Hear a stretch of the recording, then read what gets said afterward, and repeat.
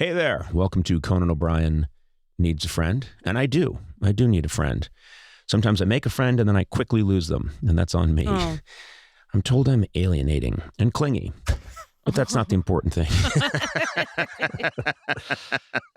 That's from my father. I'm here, as always, with Matt Gourley and Sona Movsesian. And guys, I have some exciting news for you, which is that recently I was in New York City and I started to hear a lot of, there was talk of gerbils. Oh, the new call. Let me just update anybody. For a long time, Katakai was the catchphrase.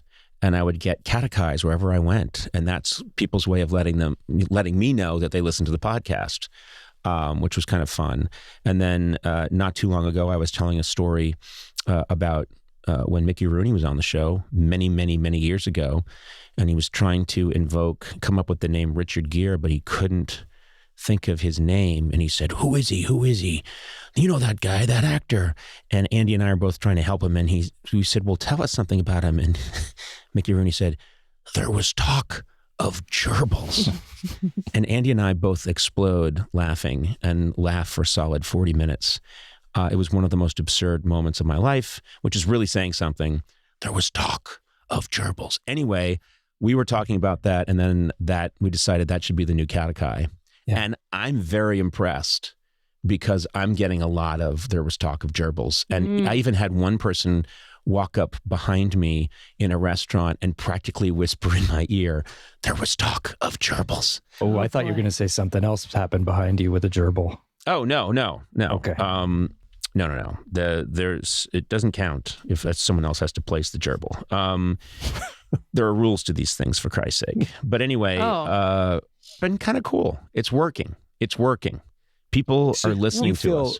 You feel inflated when you hear that. Like that's a good thing. When someone shouts across a crowded room, there was talk of gerbils. Yeah. Or I'm walking up Fifth Avenue, very crowded street, and someone shouts from like 200 yards away, there was talk of gerbils. How do you feel about resuscitating like a 30-year-old rumor about a beloved actor, actually? You know, he's pretty beloved. Yeah. And he's obviously never coming gerbils. on this podcast. Oh, Matt. Yeah. Gerbils can't get enough. I don't think they love him. They do. He provides sanctuary. Anyway. Does he get consent? Come on. No, listen. It's an insane rumor. Of course it's not true. There's no way that ever happened. But the fact, first of all, I didn't resuscitate it. It was Mickey Rooney, God rest his soul, who did it back in 1993 on my show. And then I just happened to recall it. I don't think that is technically me resuscitating the rumor. I think I'm in the clear. Hey, Sona, think of all the amazing things in life that are expressions of just you. Yeah. I mean, like the chocolate that you had on your face when you came in because you just ate that. What was it you were eating? I was eating a giant cookie. Giant cookie? Yeah. And that's so Sona. Okay. Or that song you stream over and over again that's just so you. What's that song for you? Twinkle, Twinkle, Little Star. Yeah. But it's for my boys, not me. I know. Still, it's nice. Okay. Or, that podcast, that comedy podcast you just got to listen to. Yeah, Conan O'Brien Needs a Friend. Exactly. Is that what you listen to in your spare time? Yeah. I love it. Everything that makes you makes all the difference. State Farm believes insurance should work the same way. Your plan, your coverage selections can be personalized by you and only you. Cool. I shouldn't shout, but this is how strongly I feel about it. You got so aggressive. The ability to choose the plan you want by picking the options that fit you, like choosing to bundle your home and auto policies, is what the State Farm Personal Price Plan is all about. Getting the coverage you want at an affordable price just for you. Call or go to statefarm.com today to create your State Farm Personal Price Plan. Prices vary by state. Options selected by customers. Availability and eligibility may vary. You are keeping it alive in a way. You are. Really, yeah. People Googled that rumor after they listened to that segment. First and of all, they're like, what? Richard Gere did what? You think people didn't know? I think that there is a contingent of people who Eduardo had no was saying he idea. didn't know. I didn't know. Younger people might not know. Okay, Eduardo didn't know. Yeah. Okay, so now just because I repeated what Mickey Rooney said, you now are aware of this. You believe it? Well, guess what? We have the gerbil. He's here and he's going on the record. Wow, what a get. Yeah.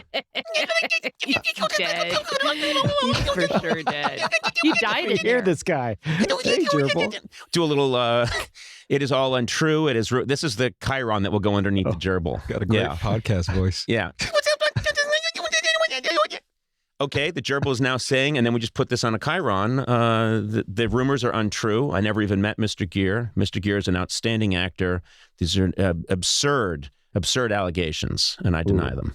That sounds it's clearly not true. It's clearly not true. But so I don't know if it's clearly not true. I think it could be. No. What are you doing, Sona? No, it's not true. First of all, it's who would? A lot of people would.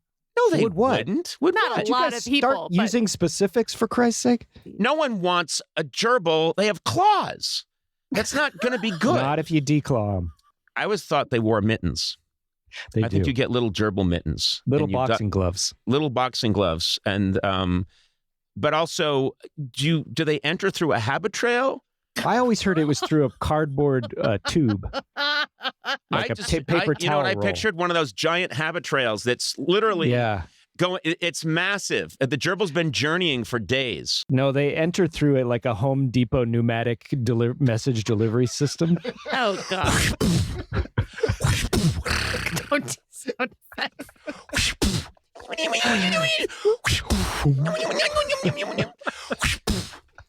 How many are going in there?